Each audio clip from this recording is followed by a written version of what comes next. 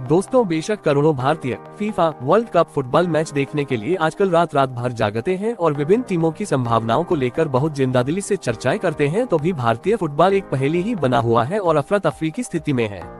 एक ऐसा देश जो ओलंपिक में फुटबॉल खेल चुका है और यहाँ तक कि 1950 में फाइनल तक भी पहुँच गया था, लेकिन उसके बाद हमारी टीम ओलंपिक में धीरे धीरे पीछे की ओर सरकती गई।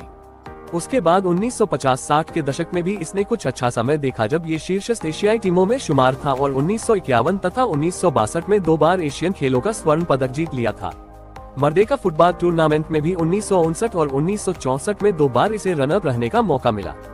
1956 के मेलबोर्न ओलंपिक में हमारी टीम चौथे नंबर पर रही। वैसे ओलंपिक फुटबॉल सेमीफाइनल में पहुंचने वाली प्रथम एशियाई टीम भारत की ही थी। वास्तव में 1948 से 1960 तक भारतीय फुटबॉल टीम का ओलंपिक में प्रदर्शन काफी उल्लेखनीय था। 1960 में इसने ओलंपिक के लिए आखिरी बार क्वालिफाई किया था और 1984 के बाद तो भारत एशिया कप के फाइनल राउंड तक भी कभी नहीं पहुंच पाया। हमारा निरंतर और सीधा पतन विश्व फीफा रैंकिंग में हमें मार्च 2015 में 173वें स्थान तक धकेल कर ले गया था। फिर भी गत कुछ वर्षों से इस मामले में भारत पुनः बहाली की ओर बढ़ रहा है और वर्तमान में हम 97वीं रैंकिंग पर हैं। फुटबॉल के लिए हमारा प्यार मुख्य तौर पर विश्व कप, यूरोपियन चैंपियनशिप तथा ओलंपिक के दौरान ही उमड़ता है, लेकिन इस प्यार के बावजूद क्रिकेट एक तरह से श्रद्धाभाव की हैसियत हासिल कर चुका है। एक ओर तो किशोरों की इस खेल में रुचि कम होती जा रही है, दूसरी ओर खिलाड़ियों को अंतर्राष्ट्रीय एक्सपोजर नहीं मिलता।